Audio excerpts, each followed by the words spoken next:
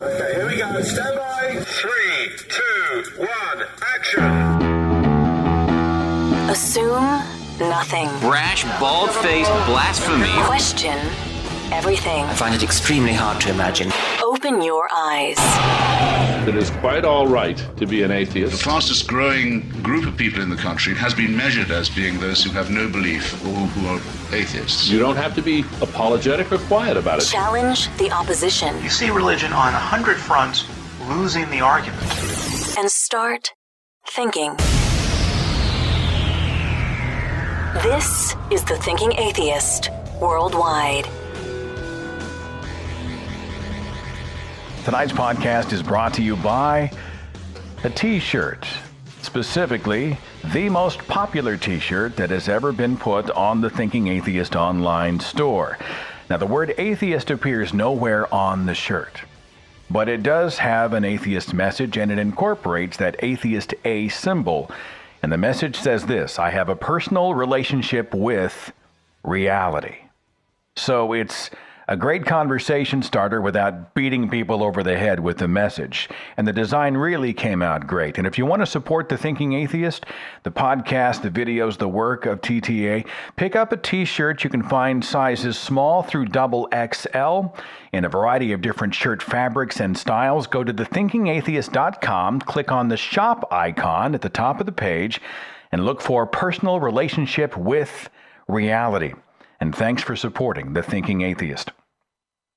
By the way, this coming Saturday, I'm going to be doing a live tour stop in my hometown of Tulsa, Oklahoma. I'm going to be at Tulsa Community College at the Southeast Campus at the Student Union. We start at 2 o'clock on Saturday.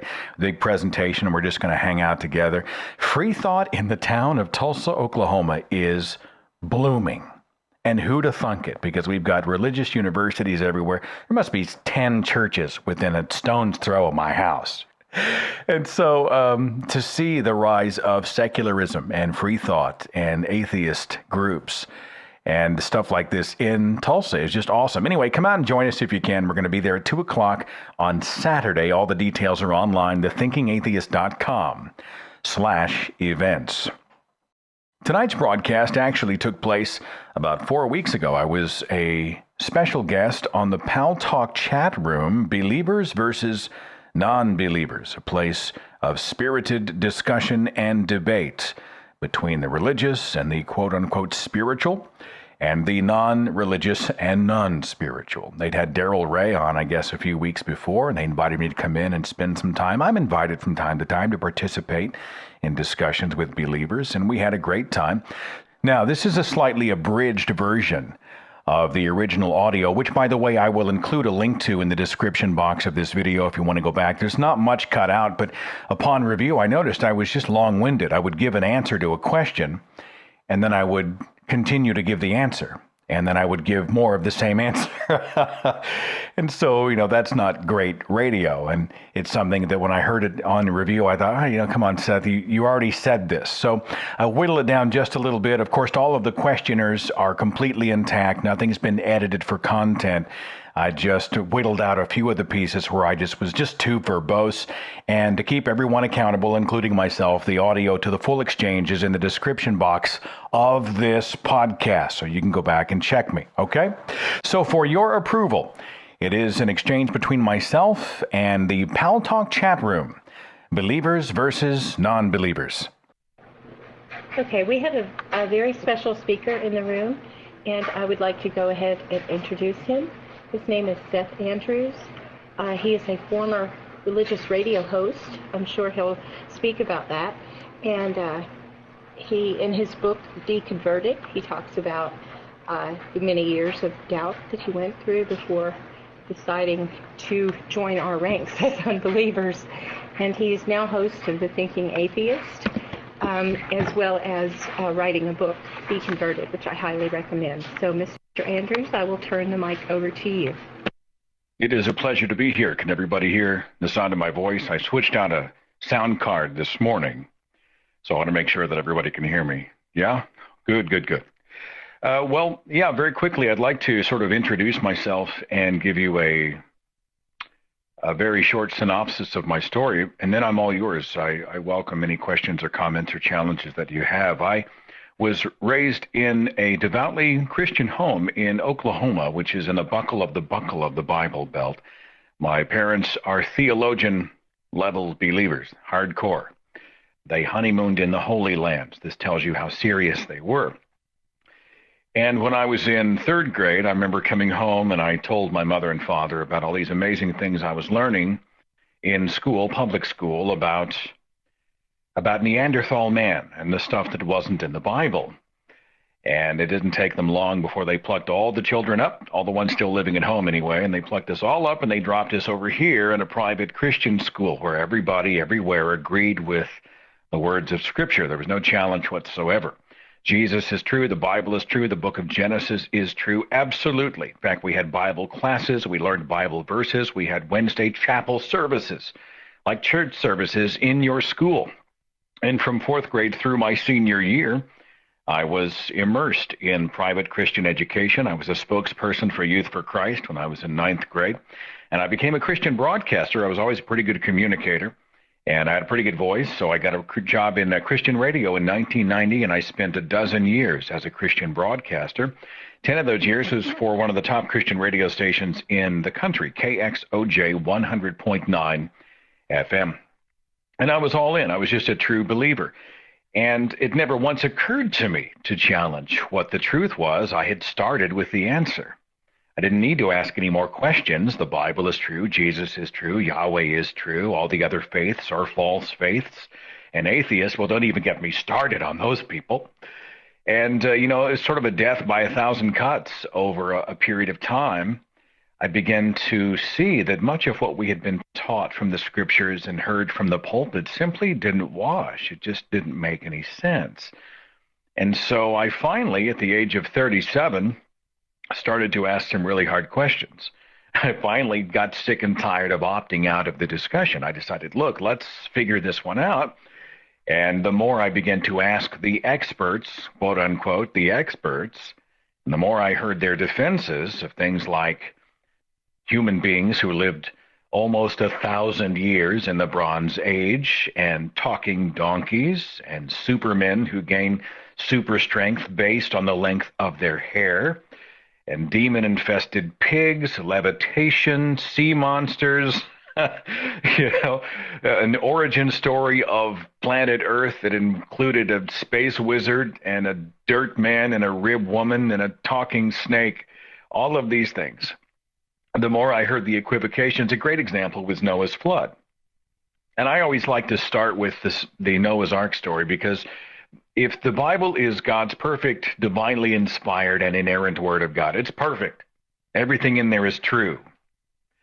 Well, all you have to do is show one inconsistency, one contradiction, or something that just fails the logic, reason, science, or history test. And you see, well, wait a minute, if that one crack can crumble the entire foundation. So you open up the Noah's Ark story. Well, wait a minute, a guy who lived 600 years in a time when the average lifespan was 50, hears God's voice because God, who saw in advance, well before the creation of the world, remember, he's beyond time, he's omniscient, he knows everything. So he realized that his plan was going to fail. He would have to violently drown everybody and start over, and yet he continued with the plan anyway. And he didn't just vaporize the non-believers and the wicked. You meet animals and the unborn and all plant life. It was just crazy. A huge, unbelievable, barbaric waste is what the flood is. You got a guy who's 600 years old who builds a football stadium-sized boat with a single window filled with everything from camels to penguins, which somehow walked 8,000 miles to survive in the desert of the Middle East.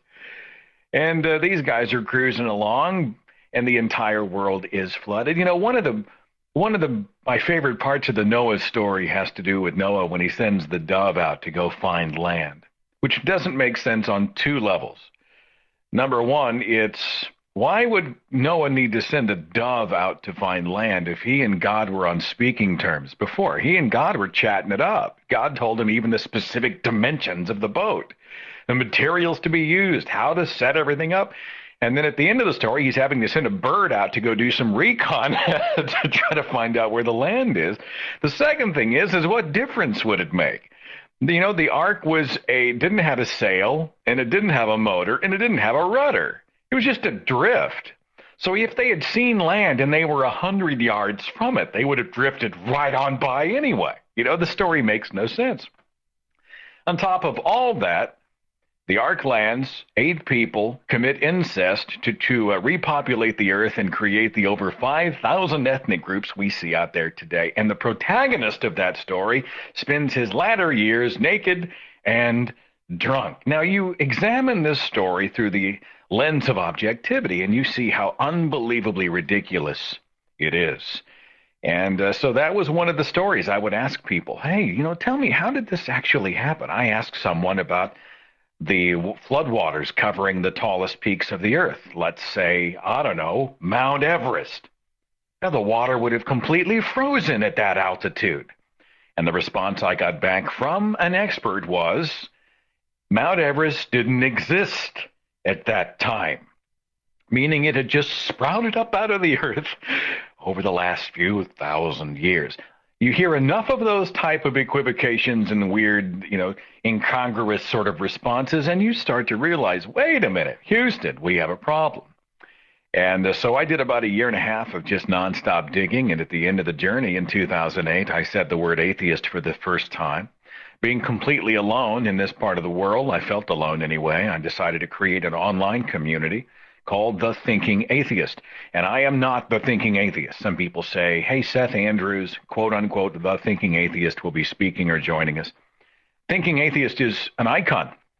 It is an idea. It is an encouragement that we should all be thinking. I mean, those of us who come from the faith, we know exactly what it's like when they say, hey, you're thinking too much. Take it on faith. You know, go with your heart, go with your gut. And I decided that that's a horrible way to pattern one's life. I think we should all be reasoning creatures. We should all have mind engaged, have the brain in motion. We should all be encouraged to think, and that's what the website does. You know, question everything and start thinking. And the website has exploded. We've got, 150,000 unique visitors a month. We do a weekly radio podcast on Blog Talk Radio, which started pretty small in 2010. We are on track to hit what looks to be about 2 million downloads in the month of March. I think we're at 1.8 for February, which was a short month. So the show is being listened to by believers and non-believers alike who are sort of part of the conversation. And that's essentially what I am. You know, I'm not an ex-pastor.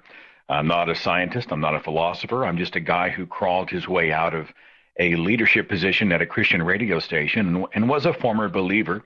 I'm a storyteller and encourager. I just want to encourage people that it's okay to speak in your own voice. It's okay to be you. You don't have to inherit a worldview from someone else. You don't have to be emotionally blackmailed or guilt-tripped into living somebody else's way. You have this life. You have your voice. You can carve your path. It's okay. And it's not up to you to keep everybody else on planet Earth happy. And that's been my mantra here over the past several years, especially over the last 6 months as I've been speaking all around the country. I just encourage people. You don't owe it to other people to make them comfortable.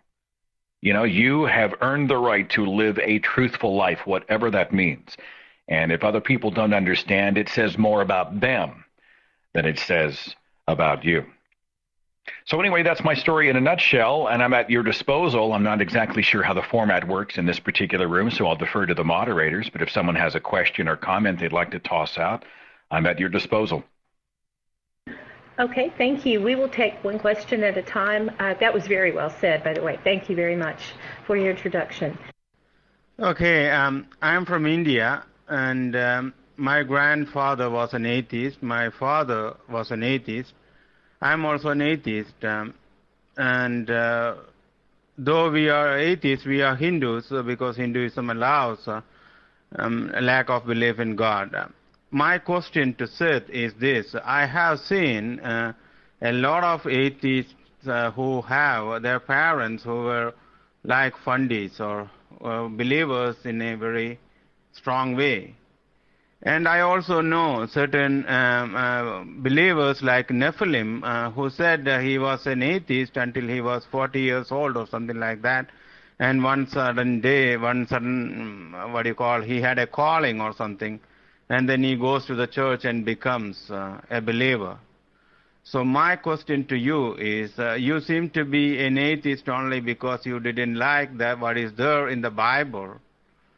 You didn't like the story given in the Bible per se. You are not even talking about whether there is a God, a divine entity or not. You are saying whatever is in the Bible is nonsense, and that's why you are an atheist. So did you try to see whether there is any other kind of God out there, or whether the reason your parents were into these beliefs and stuff caused you to become an atheist, something like you wanted to rebellion against it or something like that?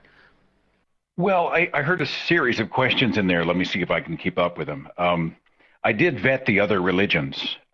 After I came out of Christianity, it was obviously the next step. Well, does God exist? And upon searching other religions, I discovered that they were much like ordering Mexican food. If you walk into a Mexican restaurant and you say, look, what are you hungry for? Well, I'd like a taco. What's in a taco? Well, there's a tortilla, meat, cheese, lettuce, tomato. No, you know what? I think I'll have a tostada. What's on a tostada? Well, there's a tortilla, meat, cheese, lettuce, tomato. Okay, I think I'll have a burrito. What's in that? It's a tortilla, beef, cheese, lettuce, tomato. It was the same ingredients, just served up in different ways. These religions have a holy book, they have a deity, they have a paradise, they have a pain, they have a mantra, they have temples, they have all of these guidelines for living. And they essentially were sort of variations on the same kind of stuff. It's the same reason I think I agree with Daniel Dennett that the basic tenets of all religions should be taught in even elementary school, not as truth, but here are the basic major religions of the world. Here's what they believe. I think even school children, if they were to see these side by side, would see the similarities. And if you look around us, you don't see supernatural things. You see a natural world governed by natural laws. And even the people who invoke God, well, they operate in a world as if there was no God. Why in the world would a believer in a divine protector ever click a seatbelt or load a handgun or lock a door? Why would anyone ever have health insurance if the divine creator of the universe was your parent and advocate? And you've got it made. You find out that most believers don't expect their God to do anything God-like. They speak the language of God, but they live as if they're on their own. And I found that was extremely telling. And as far as did I rebel against my mother and father? Well, I wasn't out to rebel at the age of 30, whatever. I might buy that if I was 15, but I was just dissatisfied. I was dissatisfied with these pat answers that were being spoon-fed, and I was irritated that I was told that I was the problem for asking questions and demanding legitimate and reasonable answers. Oh, Seth, you're a problem here. I was treated like I was broken, like I was an agent of Satan. I was tainted in some way. I was discriminated against personally and professionally. For what? For asking legitimate questions. A hugely telling thing. When you walk into someone who has what they consider to be a solid worldview, and all it takes is a question to get them to shut you down and shut you out of their lives and potentially bring specific consequences, be it personally or professionally. What kind of ideology is so weak that it can't stand up to a question? Okay, go ahead, Human Evolution. I think you're next. If you have a question, mic is free. Yeah, I just want to say, Seth, that was a great story. And when you were on the mic, it made me think of something. I'll try to load my comments or try to make it short. In the idea, at the time you were a Christian, the thing was, as you said, you researched, you started researching the Bible and started looking outside of the Bible. That made you become skeptical, which is really good. But here's the idea. How do you explain, like, for example, people like Nephilim? And I kind of can answer my own question, but I'd like to hear your views on it. of people, like, for example, that are capable of using critical thinking on a daily basis. Like, for example, I knew a programmer who knew 7 programming languages, but he believed the world was less than 10,000 years old. For example, how can people, for example, use deductive reasoning capabilities? It's a phenomenon called compartmental logic. How can people be rational in one standpoint, but believe like Noah lived over 900 years old? How do otherwise intelligent people, or people who use rationality in other parts of their lives, how do they accept such crazy and ridiculous stuff? It's a hugely interesting question. I had Michael Shermer of Skeptic Magazine on the radio on a couple of occasions, and we talked about that. And I think the reasons people come to irrational beliefs are as complex as the people themselves. I think some people are simply products of a religious culture. Everybody around them talks the language of that religion. There's a church on every corner. There's no one there who disagrees with it. So for them, there's no reasons. For some others, it might be about comfort. The idea of living in a deity-free world scares them, so they choose not to challenge whether or not there is a God. They choose not to go any further into the conversation. And then Shermer and others have done work on what Shermer calls patternicity. Quite often you'll find people who are hugely intelligent, but you'll find that actually their intelligence is one of the reasons they are able to see patterns where perhaps there are none. I mean, they are so good at putting puzzle pieces together that they can actually sort of overcompensate and put them together where there is no puzzle in the first place, where they'll see design where there is no design to begin with. You know, you'll find people with PhDs who are hugely intelligent and who are very well-versed and very rational in every other part of their lives. But as the brain is very modular, they can take this irrational belief, right, the belief in wizards and curses and spells and Xanadu in the sky, you know, a hidden happy heaven and mansions and all that type of stuff. And they can put that over here in this their little irrational thing, and it's protected. It's absolutely unchallenged. So, you know, I've seen the studies that say that the atheist is more intelligent than the theist, and those are, we can debate. That's a whole other show. I've decided that even if it was true, it's not what I want to lead with in a conversation. I think that quite often we need to see the reasons that people believe in a deity are hugely complex, quite often born of family and culture. And Dr. Peter Boghossian talks about delivering micro-inoculations to the faith virus, you know, our living rational lives and asking rational questions, compassionately, responsibly, respectively, but asking those questions, delivering these micro-inoculations of rationality into the lives of people who are in some ways living irrationally. That's a healthy thing. They may not think it's healthy, but that's I think that's part of how we start to change the tide. Okay, I believe the next person in line. I'm sorry if I bounce you off the mic. Go ahead, Hurt. I wanted to ask a question. I don't know, it's a little odd for me. I understand he's a guest speaker, but it's a little off for me because, I don't know, it's odd for me to be in a position to have somebody express all their feelings and their story and then jump to ask them just because they feel that. I wanted to know, he made a comment earlier, is it Seth, about how, you know, the faith isn't much if you can't stand up to questioning. And that, you know, there was, you know, negative connotations against you. If I remember this right, I was a little lost. About you, you know, questioning the faith with your family, that you weren't supposed to do that. You're supposed to kowtow and go along and just, you know, not question anything.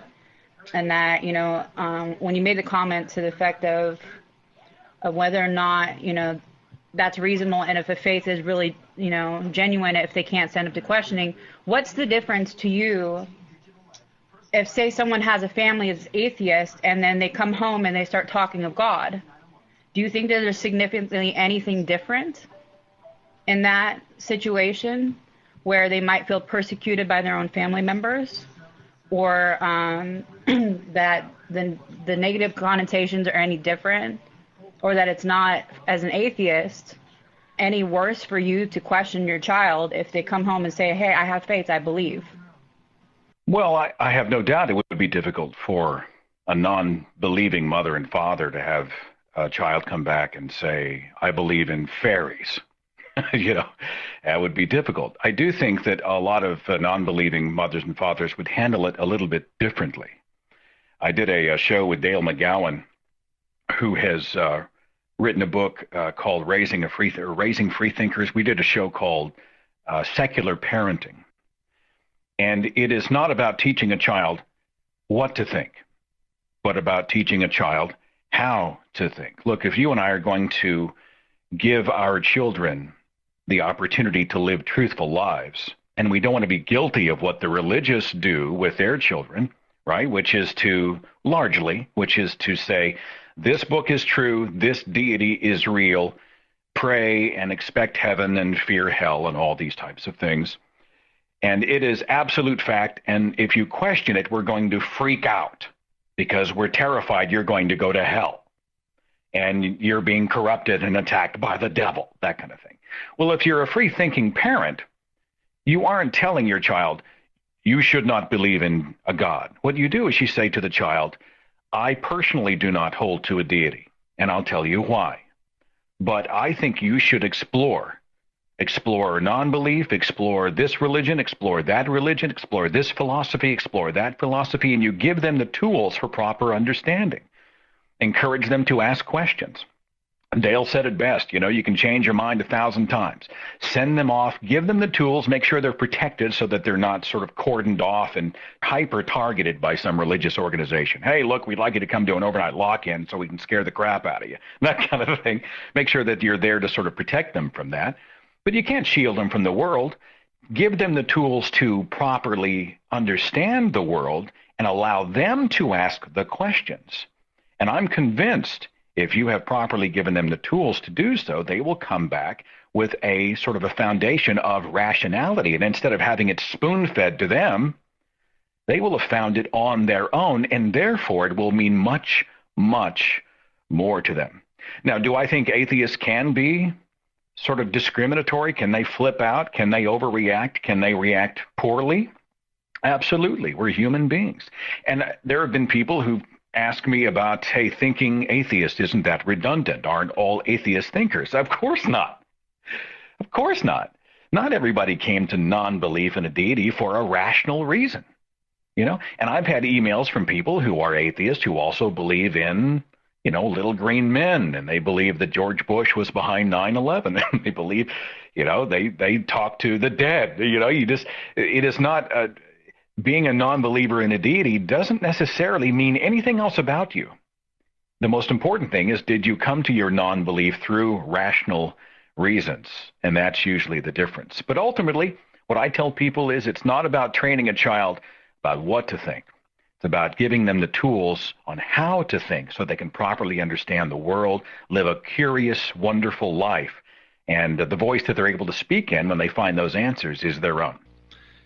Mr. Andrews, how can you say that all religions are pretty much the same ingredients presented in a different way whenever you have religions like Buddhism that really aren't about pleasing a deity, or you have religions like paganism that really aren't scripture-based and don't claim any kind of like divine revelation for their beliefs, just like more personal knowledge. How can you claim that all religions are like the same ingredients presented in a different way? I'd be interested to hear that explanation. Thank you. No, there's no apology necessary at all. Well, I think I said, and if I didn't, I meant to say the major religions of the world. I mean, if you look at the major religions of the world, they do fit that template. And you're going to find variations of that. And you're going to find, there are thousands upon thousands of deities that have been sort of posited in the history of humankind. Of course, there's going to be a huge buffet of different types of religious belief out there. If it doesn't hold to a deity, and there's a large debate about whether Buddhism is or is not a religion. I know a lot of atheists who are sort of Buddhists, and they don't hold to a deity of any kind. Well, if you don't hold to a deity or the supernatural but instead is more of a philosophy for living, then I would say in that context it is not a religion. It would not be considered as part of that experiment. And if you do hold to a supernatural plane, well, then that's something else. By the way, everybody call me Seth. Mr. Andrews, very kind of you. It makes me feel 70 years old. Just call me Seth. We're all casual. We're all having a beer. Okay. So I don't understand what the caller before had said, something about a non-believer was automatically called atheist or agnostic. Well, look, atheist means non-theist. You simply do not believe in a God. Yeah, well, look, I'm not an atheist. I just don't believe in any gods. Well, that sentence doesn't make any sense. If you don't hold to any gods or deities or whatever, you are a non-theist. You are an atheist. And I just wanted to clear that up. Seth, I want to ask this question. I'm kind of asking the same question that the original question asker asked, Ocean of Notion, because I don't think you quite understood what he was asking. He did ask you, so you're rejecting the idea of God based upon the Bible, and then you went on to talk about how you looked at other religions as well. And I understand that, and I agree with your reasoning for that. But I am curious, the concept of God, I think, can be, I think it's beyond what organized religion would have us believe it to be. And what I mean by that is theism in of itself, I would not personally consider to be a religion. So even if Christianity and Islam and Hinduism and all these different religions are just complete and utter BS, there could be perhaps some kind of a God in the sense that there's like a sentient creator of the universe. So I guess my question is this: what would have you rule out and be an atheist in regards to just that, the idea that maybe there is some kind of, like, why do you reject that concept outside of, organized religion, which you and I think most of the people in here could probably agree is a bunch of BS. But, what is there beyond that? So, that's BS, but, what makes you reject the very idea of there being a sentient creator of the universe? Well, I get this question often in different forms. One will be, well, where did everything come from? Or are you saying that you have disproven God? Or I'm not religious, but I am spiritual. It's not a religion, but it's a relationship. It's those types of things or variations. And I understand, I think, where you're going with it. Look, why would you rule out that there was some being out there that spun the cosmos into existence and is responsible for the complexity that we see today? Well, there's a misconception that someone who is an atheist says, I can prove there is no God.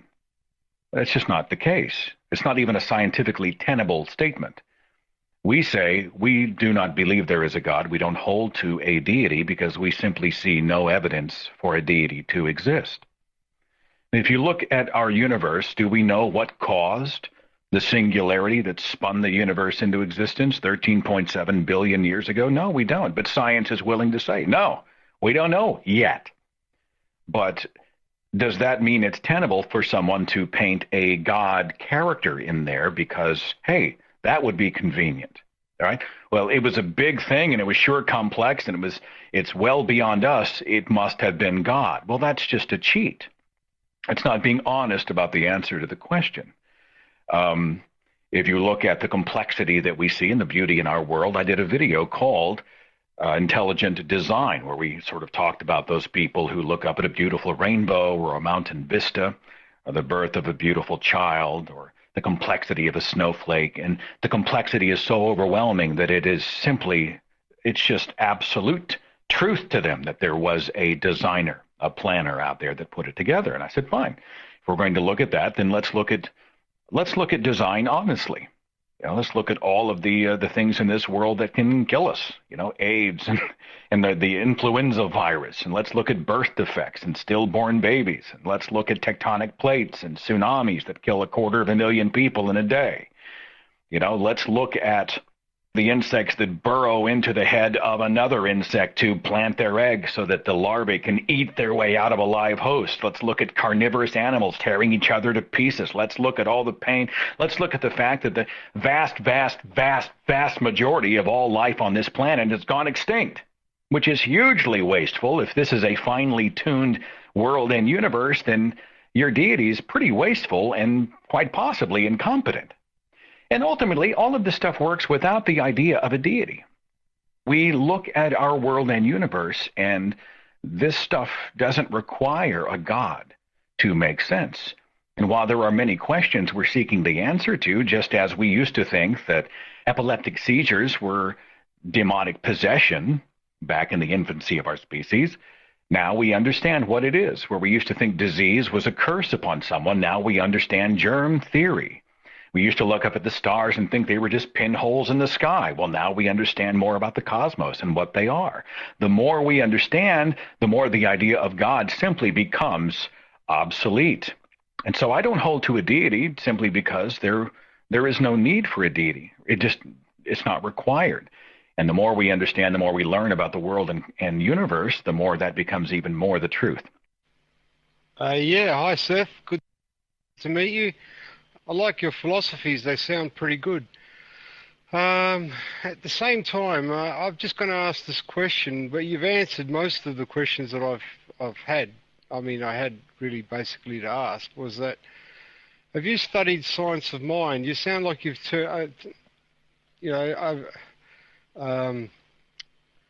gone through just about everything. Have you studied anything metaphysical and science of mind and still come to that same conclusion that you've got? It sounds pretty, well, you've gone through a lot of stuff. I'm just wondering if you've gone through those yet. That's my question. Well, let me make sure I get what you're asking me. If you're talking about how do we understand existence, that type of thing, the nature of space and time, and it's easy to sort of skip from metaphysics into sort of this Deepak Chopra wooville. I myself just have found the natural argument, the arguments based in the natural world, the ones that are the most satisfying for me. And so, yeah, I mean, I've explored. It's funny, being in the arena of debate. We don't do a ton of debate on the social media pages, but I get correspondence and often will engage with people who send me emails and correspondence, and each one has a proof of God or a challenge, or many of them are, pretty emphatic. And you have a chance to have a lot of these conversations. And when something new comes up, you explore it. Hey, well, wait a minute. Let's look at that. Does that hold water? And for me, the metaphysical stuff didn't change my conviction that I was best off rejecting all ideas of faith, all ideas of sort of a spiritual membrane, because there simply is no evidence for one beyond the anecdotal or personal experience argument. And to base it in the evidence, is it demonstrable? Is it supported by the evidence? Is it repeatable? Is it something that can be measured and peer reviewed? And if not, if it's merely somebody's word, somebody's personal experience, those types of things, I had to reject it. I hope that answers your question. Thank you, Mr. Andrew. I am a Muslim from United Kingdom. I normally say Robin Hood's country, and nowhere near Deepak Chopra. My question to you is, do you think God, to you personally, God doesn't exist because the books you read, they are proven wrong? Because the people you ask, they can't provide you answers? Because you cannot detect God? Because there is misery in the world? Are these the proofs you have for non-existence of God? And second question is, did you ever look at yourself, studied yourself, that you may find answers within yourself for the existence of God? Because we as a human are more complex creation than the universe. There must be something that you must have looked at yourself, inner self, yourself, to either accept that there is a creator or no, there is nothing. So I hope you understand my question. Well, I reject the idea of a God because specific gods are easy to reject if you can read the holy books and you can see the science and you can hear the sort of the arguments given from the pulpits and the podiums from the preachers, all the platitudes that are tossed out by the fervent and faithful. And so you can look at things like the Christian God and see the Bible completely folding under scrutiny. Same with the Quran, so many other philosophies and ideologies and specific deities, right? So you can examine them and say, well, look, there's just no proof that a God-man Jesus existed. He can be discounted. You can move past all these man-made gods. So then you're stuck with the larger sort of the vague general God out there. The one, the creator, the first cause, the being, this sort of nebulous, all-encompassing creature out there. Well, okay, fine. If such a creature exists, and this creature was interested enough in us to warrant our allegiance and worship, then there should be evidence for him or it. And you think about if there was a benevolent God who was genuinely worth our time and allegiance and love and worship, he, she, or it would have long since shown up, parted the curtain of the sky, and cleared up the mystery. Think about how you and I know our own parents. We know what they look like, what they sound like, what they smell like. We know their character, their nature. We know they'd give their very lives for us. Our divine Father, who's supposedly the more important parent, absolutely invisible. So invisible that in the year 2014, we continue to have discussions about whether or not he exists. That tells you how real this supposedly real God is. He's so real that we continue to have to ask each other and hold debates on the national stage as to whether or not he's actually out there. Well, that should tell you something. It also tells you something about people's ability to construct coping mechanisms in time of grief, or just answers and cloaks of comfort whenever things become too overwhelming and complex. They create a God, and they place him over here, and they say, this answer gives me comfort, and I will stick with it, and I will hold to it. But, I reject a God because, quite frankly, there's no evidence. And I'll tell you this, if evidence for a deity appears tomorrow, I'll be happy to examine the evidence. I mean, hard, demonstrable, peer-reviewable evidence. Not just, hey, I saw, I felt, I dreamed, but there's evidence. If that happens, I think any good scientist has to be prepared to reevaluate his or her position to make sure that they are living a truthful life. And if you ask a theist that, it's like Ken Ham was asked at the Bill Nye debate, hey, is there anything that would ever cause you to change your mind? He was like, nah. Right? He starts with the answer, therefore he does not have to ask any more questions. First of all, thank you for taking your time. And I know most of us are busy, and you're taking your time to talk to us and answer questions, so I appreciate that. I get to ask this a lot, and this is a question that's asked a lot in the room. So I'm going to take the guise of a theist as such and ask this question: what would make you change your mind? I guess the question is not so much would you change your mind, but what proof would you need? Because we're asked that a lot as an atheist or agnostic.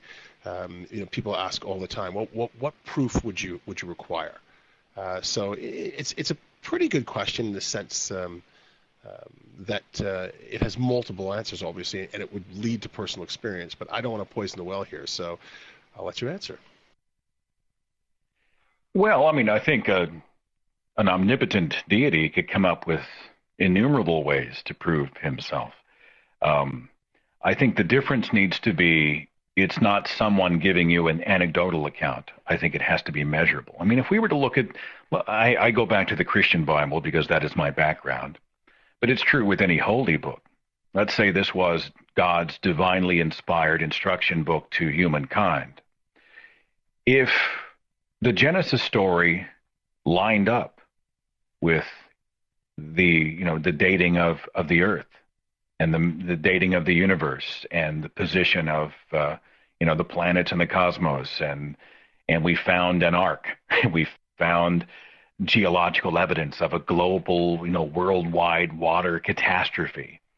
If we were able to track down and measure all of the things that are presented and posited in Scripture, that would be something that we would definitely have to take into consideration as to whether or not this deity would actually lived or didn't live. If a God came and provided evidence, I don't think for an omnipotent deity, evidence is a problem. It should be the easiest thing to be able to take us, we who are insects, we who could barely understand the mind of God, to simplify it and to come down and provide proof, measurable, repeatable truth, documented truth, peer-reviewable truth, facts, evidence, something we can hang our hat on, something beyond some guy behind the pulpit telling us to believe and take it on faith. And whatever those facts are, I mean, I'll leave it up to the deity. You know, I actually did a speech a while back where we actually said a prayer to Satan. You know, people are always warning us about hell. And so one guy told me, I think you do believe in God, and I think you're afraid of hell. So if you really are an atheist, I think you should drop to your knees and invite Satan into your heart. And I was like, oh, wait a minute. Well, I didn't invite him into my heart, but we did have a little conversation, and we had a prayer. Dear Satan, we invite you here. Look, I open myself as a vessel. You can't be Lord of my life, but look, prove yourself. If you prove yourself here, you will provide rescue for the hundreds of people in the audience today. Come on, bring it, you know. Show me something demonstrable. Let's go. And you could have heard a pin drop after that. I got a big picture of Satan up on the PowerPoint, that type of thing. And, of course, there's nothing. Look, this is the kind of stuff, if we'd read it in Harry Potter, we would immediately reject it as ridiculous fantasy. But if we grow up believing it as children and take it into our adulthood and teach our children, well, that's different. All of these crazy and fantastic stories, they make perfect sense, and we've taken it on faith. It must be true. Okay. Yeah, it was a good discussion. I want to, just taking it from my position, I guess, I had a similar experiences to what you had in your life, Seth. I mean, I actually became an atheist, so I was probably about 12, 13 years old, and I was always skeptical of the Bible, even as a kid. But my question is, what about many believers that even are very devout Christians, but they're also very scientists? For example, like Ken Miller, I'm sure you're familiar with who he is. He's a molecular biologist that has made huge contributions to biology, and specifically molecular biology. He's a devout Catholic. So from your perspective, would you give them sort of a pass in the sense? In other words, where does it sort of the line drawn of what you would say is where you would challenge somebody? So, like, for example, if Ken Miller were in your presence, would you challenge his faith?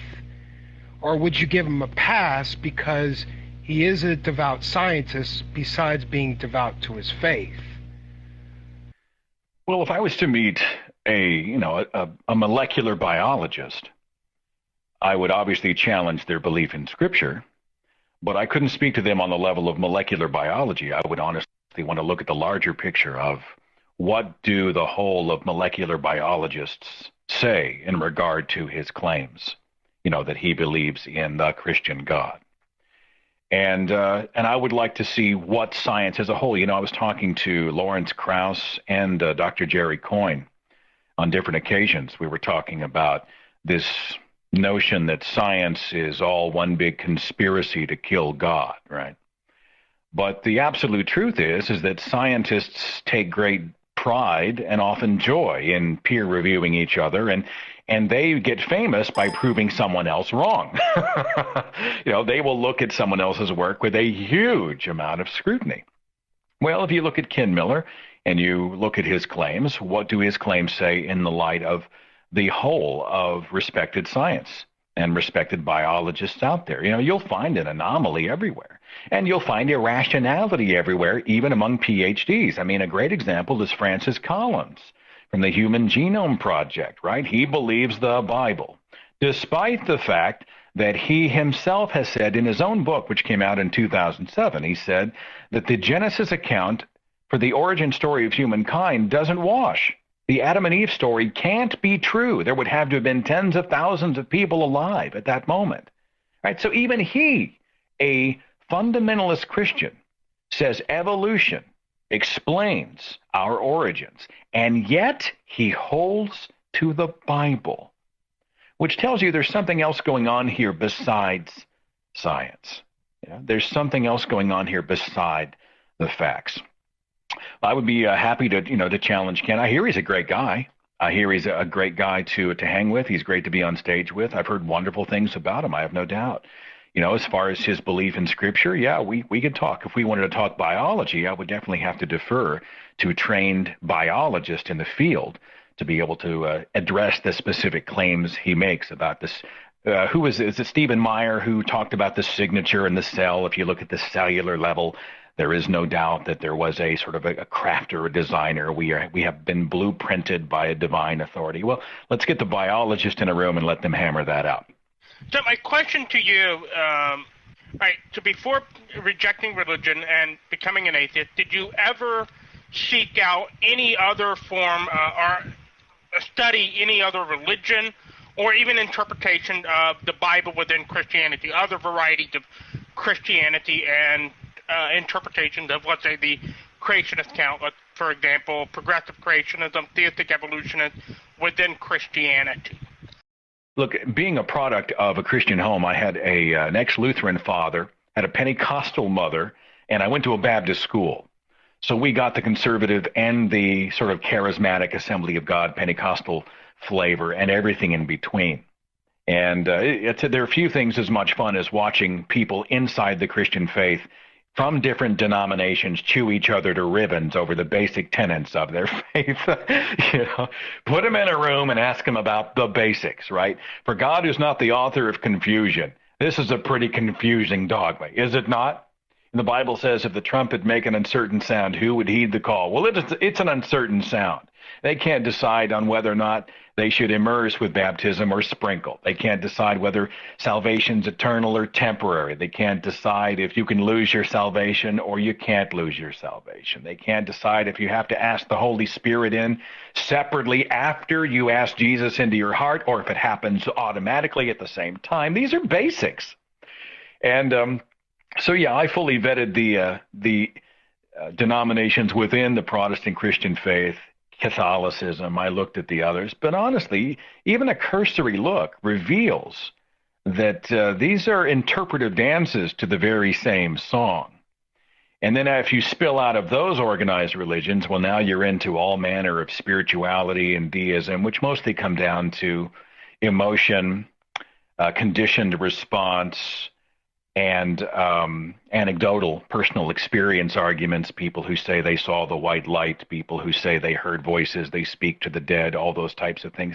Those anecdotal accounts don't help us if we are seeking evidence. They're simply someone's opinion, perspective, point of view, and no matter how fervently they are asserted, you cannot take them to the bank, because for every person over here who is absolutely certain they heard the voice of Jesus, there's a guy over here who's absolutely certain he heard the voice of Muhammad, and there's someone over here who absolutely heard the voice of Elvis Presley. So if you're going to take anecdotal evidence at face value, you have to entertain everybody, everywhere, every time. And that is not how science is conducted, and I don't think that's how a worldview should be fashioned. I'm actually glad that you just got to that point in the conversation because it pertains to my question. I noticed when you were speaking, you're a very deft conversationalist and speaker. I'll give you credit for that, and I'm not knocking you when I say it. But I noticed that something that you do during the conversation just left me curious, and I'm going to ask if it's possible that you don't, so when you're answering this question, because I want to know your personal opinion. I noticed that during the conversation, when people ask you about your beliefs, you have a habit of saying when you're relating to things when you were younger, I and how you feel specifically, but when they ask you specific questions about your beliefs and why you feel that way, you defer to we, almost as if somebody gave you information and you've indoctrinated that to yourself. And I'm going to assume maybe you're just thinking maybe we as an atheists, but I'd like to know your personal feelings, so that's why I posed that question, or why I brought this up before I posed my question. Seth, You made comment or reference earlier to the idea that if we gave children an opportunity to think for themselves, you were under the belief that they would come to a rational conclusion if we allowed them to be free thinkers. And you also made a comment to the effect that people who have a religious experience, or actually I think you said the word supernatural religious, You didn't really want to talk about it too much. You said something to the effect that like that's something else altogether. And I'm curious to know, having said those things, what do you personally believe of people who say those things? I understand you don't acknowledge them as tangible experiences, those who feel that they've had a religious or a supernatural experience. But what do you equate that to? Are you inferring in some way that it's a mental health problem? Are you inferring that they are not rational people? What are you inferring personally? Not your faith, but you as a person who's come to that conclusion. Well, I think it's fair, that you point out that I would use the word I or we in a response. I try to often stay away from the word you. You do this, you do that. I prefer to talk about I and the culture that I came from. I, my family, my schoolmates, my religious broadcasting friends. So when I say we, I'm not trying to lump everybody everywhere into the we response, but I think it has merit.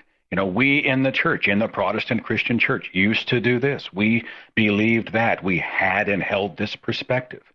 We waited for the second coming. We learned out of the book of Revelation. We did this. I think that has merit in its context. As long as you understand, I'm not trying to say everybody everywhere falls under the we umbrella. And understand also it's my attempt to make sure that I don't try to project on you, what you are, what you think, what you believe, those types of things. I'm not trying to paint you into a corner or sort of cram you into a cookie cutter. So I hope that is clear to everybody within the sound of my voice. Spiritualism is a tricky one because it is Baskin Robbins. It's 31 flavors. It is something different to everyone. And it's sort of a series, no matter where we go, I found that they're the ever-moving goalposts. What do I think of the people that hold to see a spiritual plane, a spiritual membrane out there? Well, I think it's a number of different factors. Quite frankly, I think people have a desire to believe. I think people are very, very susceptible to the power of suggestion. I think some of it's brain chemistry. We did a show on the near-death experience, the NDE. People will be on the operating table and their heart will stop and they say, I saw a white light. I floated over the operating room and I heard the voices of the doctors and I floated back into my body and I came back to tell the tale. Or I saw God, or I visited hell. Who was the evangelist who used to talk about going to hell? He came back to warn everybody about it. Well, we were talking about the science of the human brain, hypoxia. We know the brain's deprived of oxygen. We talk about the nature of the human eye. When those types of things happen, you actually see a tunnel of white. You see a white light. You feel joy and pleasure. This is answered by brain chemistry, not necessarily by a spiritual membrane out there somewhere. I don't think less of spiritual people. My family and pretty much almost all of my immediate friends are spiritual people. They're religious people. We have a disagreement. And often I think for many people it's about comfort. It gives them comfort to think when things go crazy in this world that there's something somewhere out there. It alleviates the fear of death, the idea that when you die, the electrical activity in the body and the brain stops and that's it. And you decompose and all of the elements of your body sort of become parts of other things. That's scary to a lot of people. You won't be reunited with loved ones, so they construct the methods of coping with a crazy life and an inevitable death. And that is how I explain it. Hi, Seth. It's really great that you stopped by. So I was listening to you talking about, I guess your mom was a Pentecostal and your father was, I forget now exactly, was he a Lutheran or something? I feel really lucky in that I was brought up by completely non-religious parents, and added to that, I didn't grow up anywhere near any sort of a Bible Belt or anything of that sort. So my main exposure to, the major religions was in school, right? In history class, we were taught about the major religions. So one of the most amazing things I found when I came onto the internet is coming across former believers, right? And I get to hear like their transitions from being believers to non-believers. And some of them, were actually former ministers and pastors and things like that. And I kind of heard a little bit of how I think you put it like, death by 1,000 knives and everything like that. One of the features that I find really interesting is, in retrospect, when a former believer looks at their transition and everything like that, they will see in retrospect, almost it seems, this is where they can really be honest with themselves and see that they were hanging on desperately trying to rationalize it, desperately trying to prop up the faith, even though somewhere deep down they knew that, there's problems here. And I'm just wondering, did you find yourself, in the final analysis looking back and saying, you know what, yes, I was doing that at some deep down level, not only did I see problems in the theology and contradictions or something like that, but deep down, I knew at a gut level that, this was false, and maybe, things like the fear of hell or something like that were really forcing you to like kind of stick with this before you jettison it. And, did you find yourself coming out and still having like a fear of hell or something like that? And pass the mic. Well, you don't choose what you believe. It's funny, people will sometimes say, when did you choose to be an atheist? And I'm like, well, look, you don't choose what you believe. I didn't wake up one day and say, today I choose to not believe in a deity. I simply put the puzzle pieces together and asked the questions and heard the answers and did the exploration and came to the conclusion that there's simply no evidence to support it. So no matter what I admitted out loud, I didn't believe. I may not have professed to be a non-believer, especially at first, because I was afraid, but I was a non-believer. When I was a believer, did I see problems with the theology? Not for 2 decades, I just bought it. Everybody around me spoke the language of the Bible and Jesus and God. Everybody around me. There was just no exception. It was just my normal. Mealtime prayers, normal. Memory verses at school, normal. Sunday church, normal. Praying for forgiveness when I had a bad thought, normal. Anticipating heaven, fearing hell, fearing Satan, normal. This is normal. And it is for millions.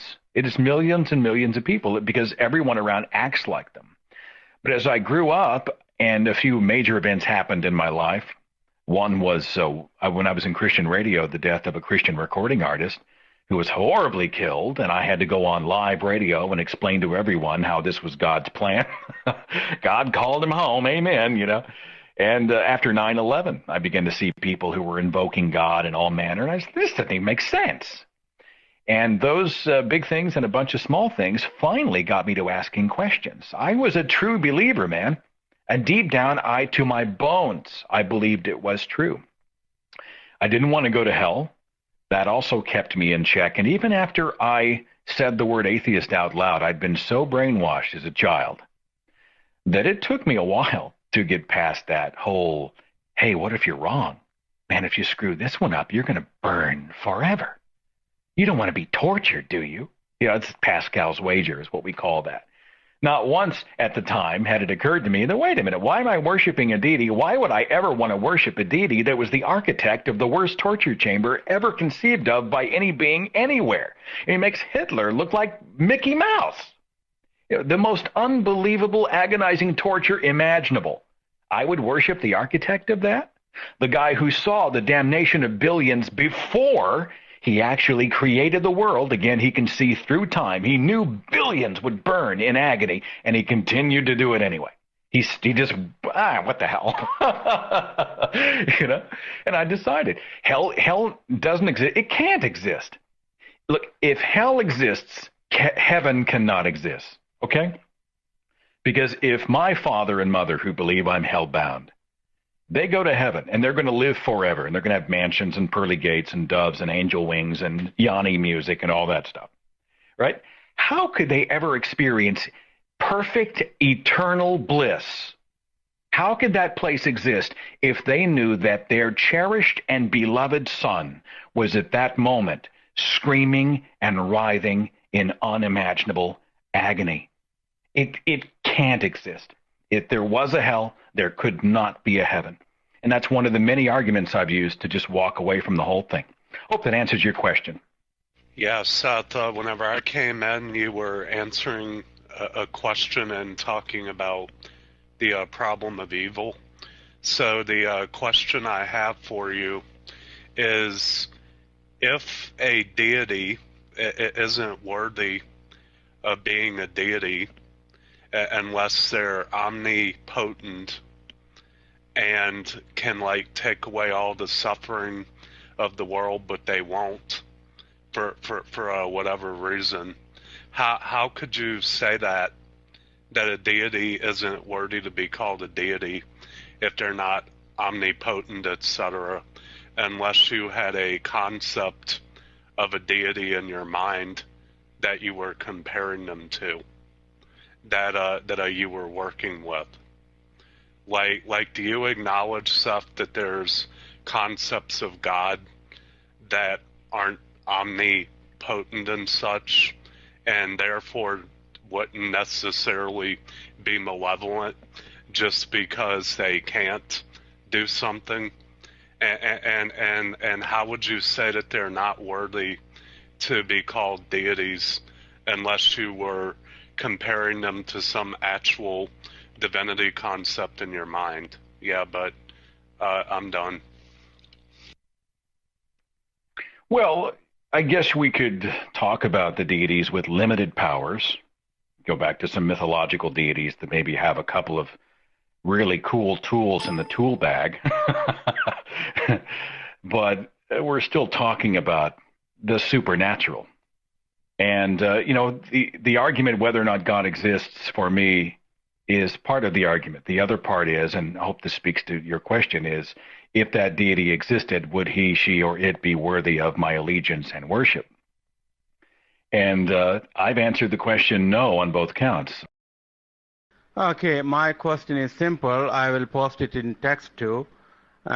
Atheists believe there never can be God in this reality we call the universe, or outside of it, supernatural, so it is not existing. Agnostics believe there can be God, but we are yet to realize it in a rational reality, so there is no evidence. Or perhaps it is outside our reality, so a God can exist without rational evidence. And believers think everything in this universe is evidence for God. So my question is, isn't agnostic position better, logical, and more balanced for the common person? By the way, I'm an atheist. I do not believe in God, and I do not seek divine interventions, even if there is a God. I say I will do the 50%, and I will do the other 50% also in my life. But that's my decision. But why should we go for atheism instead of agnostic or agnosticism? Isn't agnostics perhaps the better and logical and more balanced way of looking at the thing? Well, I think we may disagree a little bit on definitions. I don't subscribe to the notion that an atheist says there cannot be a God. I believe that people who are atheist, non-theist, do not hold to a God because they simply see no evidence. And there are some people, I think, out there who might say, there is no God. It's been completely disproven. But the majority of the atheists that I've come in contact with simply say, I just don't believe it. There's just no evidence for it, which happens to line up pretty much exactly with the agnostic position. Maybe the agnostic will say, well, it's hard to know. It's just hard to know. I don't see any evidence, but, I don't know. Maybe it's a softer version of the atheist position. I don't get too hung up on the labels. There are a lot of arguments about atheist versus agnostic. Quite frankly, whatever floats your boat. Some people like agnostic because it's a little less freaky to the religious people in their community. But I don't get too hung up on the labels as to whether or not, you are an atheist or an agnostic. I think, honestly, if we're living truthful lives, we simply want to live truthful lives. We want to live evidence-based lives. I would rather live a hard truth than a happy fantasy.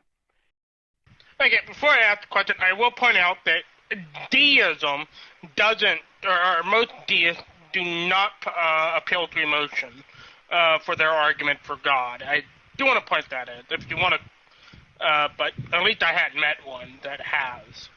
Now, the question comes is, to you, you keep talking about evidence and what have you.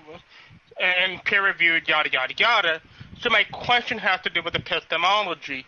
Exactly on what do you base your view of epistemology? Okay, how do you believe that human beings come to learn or receive knowledge?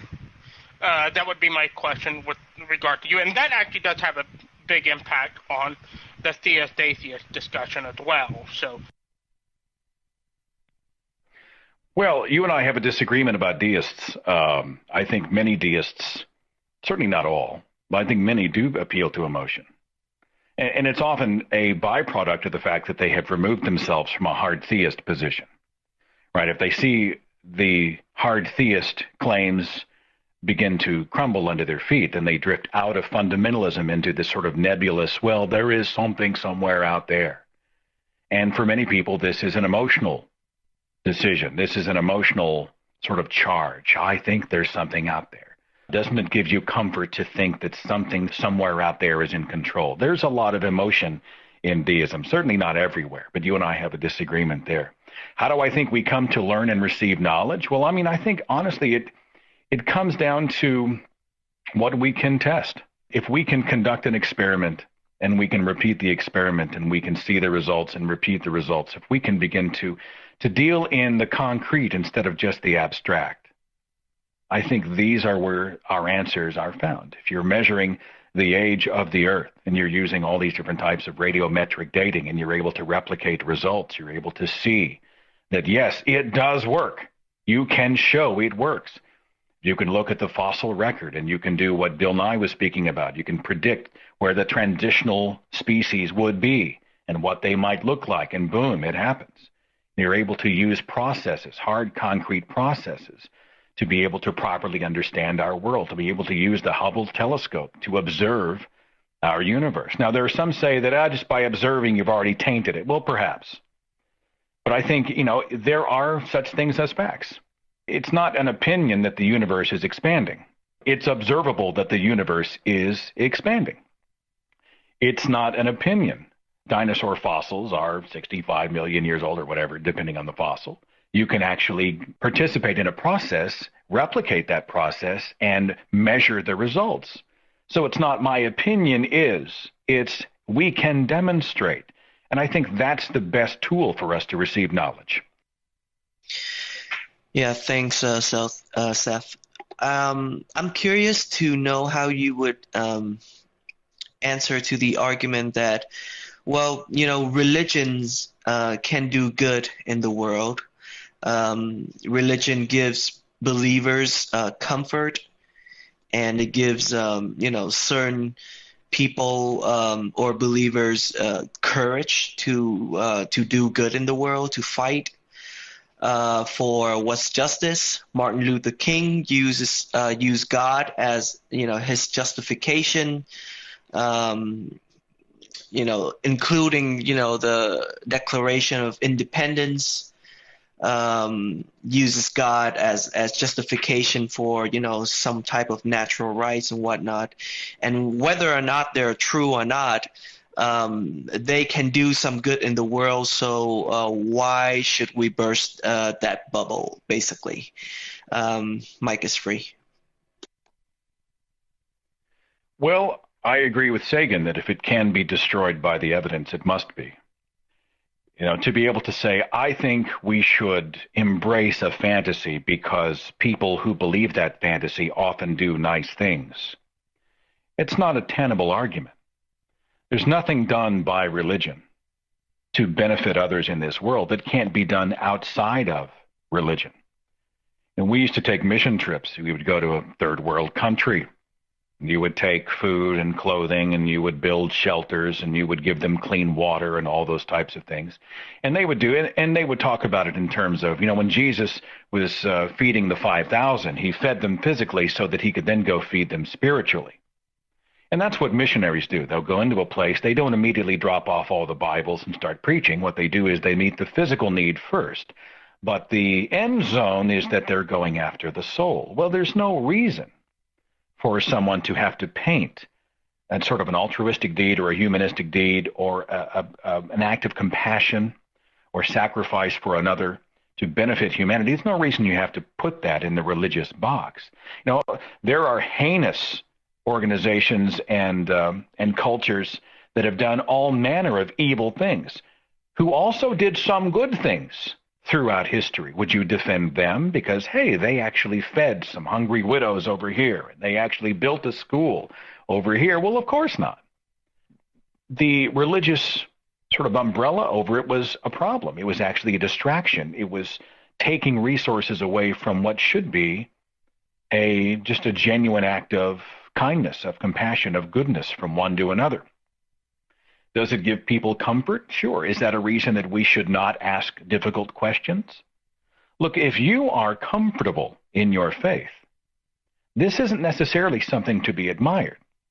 Sometimes to be made uncomfortable is the key to a truthful life. And many people who feel attacked, and they'll borrow the offense. If I go after their deity and I say, well, actually the evidence shows that there was no such deity, and this story never happened, and this account is totally against all the history and the evidence and the science. This is bogus, this is bogus, this is bogus. I'm going after the theology and the ideology. People will borrow the offense, and they'll feel personally attacked, and they will be made uncomfortable. Sometimes discomfort is our key to sort of getting past the blinders, taking off the God glasses, to not looking through the stained glass, and to start to see perspectives beyond our own, to set us free. I was made uncomfortable by a video I saw by Christopher Hitchens debating Rabbi Shmuley Boteach. I watched him challenge God firsthand, and I was squirming in my seat. And it was a darn good thing it happened. It made me uncomfortable enough to start to find out, wait a minute, maybe there's more to this. Am I living truthfully? Is all the stuff I was taught and told and assumed, is that accurate? Being uncomfortable was actually my ticket to freedom. And if religion gives people courage and whatnot, it's totally understandable. It is explainable. I honestly think they are giving God the credit for what they are doing themselves. The courage and the fortitude and the determination and the goodwill that they draw internally. Well, they don't need to paint God into that scenario. They should give themselves much, much more credit. It's like people blessing a food. They're blessing a meal that God provided, right? Except that humans planted the food, harvested the food, prepared the food, and cleaned up the mess when the meal was over. Human beings did all the work. God got all the credit. I think we pull God out, eliminate the middleman, and give credit where credit is due, where it belongs. Last question. Mike is free. Seth, thank you very much for your time. Much appreciated. You made me smile when you said universe is expanding. I wonder, when did science discover that? Because Quran said it 1400 years ago. I believe that there is revealed knowledge and acquired knowledge. And I am a believer. There are many things that are revealed knowledge. An origin of all knowledge, including acquired knowledge, I believe is God. My question to you, sir, is, let me explain a little bit of background. I used to be spiritual. I used to be in spiritualism very deep, many years. Reason I gave up, because I could tell what's going to happen tomorrow. And I've demonstrated it to many people, and it happened exactly. I guess he's gone. Well, look, you can come here and pitch the Quran all you want, but it's the same book that says that sperm comes from the backbone. You know what I'm saying? I mean, you can come here and speak with all fervor, and you can be as convincing as you like, but we're talking about the facts. Sperm doesn't come from the backbone. And if you take a hard look at the Quran, as if you would look at the Bible or any other book like that, and you skip past the happy, clappy verses, you will see a book that is a hugely misogynistic and violent and barbaric and prehistoric and primitive book that must be rejected outright. So, I mean, you can come here and say, the Holy Quran is amazing and it's true and all those. Well, none of those things make it true. None of those things make it a Bible or a book or a Quran or a holy text that should be necessarily held to in any capacity whatsoever. Your conviction is not proof. And I would encourage you to take a harder look at the holy book that you hold so dear. Does that one count? Did you want me to do one more, guys? It's totally up to you. We done? I found something that Seth said interesting earlier when we were talking about people who or what your opinion is of people who feel that they have come to the determination that there is a God based on the idea that they've had some sort of, in your opinion, supernatural experience. You made a comment that you believe that people want to believe, and that I know you did go on to expound on that, and that you'd mentioned you believe that there were other reasons too that might explain it, such as health issues or things that happen in the brain due to chemicals. But later in another question, when you were justifying your own beliefs, you made a comment that you didn't believe that we actually get to choose whether or not we believe or what we believe in. That you didn't sit down and one day decide that you wanted to be an atheist. And I'm just wondering how you can justify that as an acceptance for you, but not for somebody who believes in that they've had a supernatural experience. How are they any different if we don't choose to believe? If those people truly believe that they've had that supernatural belief, wouldn't the argument be said that there was a reason or a legitimate cause behind it if it wasn't caused by something medical? I don't understand how you can justify your own beliefs with that, but then not somebody who's of a religious faith or order. Your mic. Well, many people do want to believe. I don't think I said all people want to believe, but many people do. They find comfort in it, and therefore they are more apt to allow an uncritical view of a cherished belief system. I don't think you can choose to believe or not to believe. I mean, I largely believe that is true. But I also think you can create conditions where you allow yourself to sort of lazily accept, or for irrational reasons, accept nonsensical beliefs because it gives you comfort, because it's what you always have known. The people who want to believe will predispose themselves to genuinely and honestly in their minds accepting something, meaning that they are not ready or willing to challenge that belief. They're not interested in asking the hard questions. They're not interested in really even knowing the real answer. It doesn't mean that it's not an honest belief. I just think it's often an unchallenged belief, and they have created sort of an environmental situation. They've created conditions where they are not challenged. It's the same reason my parents put us in a private Christian school, right? Leave them unchallenged, leave them completely untapped and untouched, make sure that everyone around them is loaded with confirmation bias. They will believe it honestly, and they'll want to believe. I'll give the microphone back to the moderator. I want to say thank you guys for your time, for your attention, and I thank you for the opportunity to sort of tell my story, and I wish you a wonderful and fulfilled, happy, long, and truthful life. Thank you so much.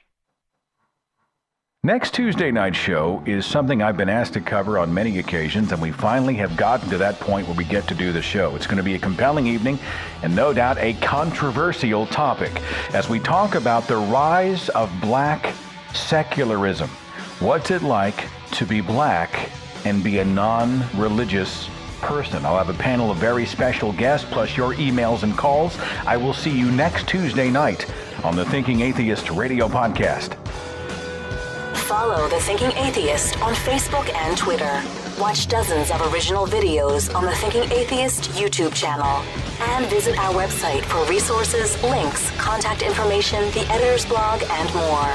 thethinkingatheist.com.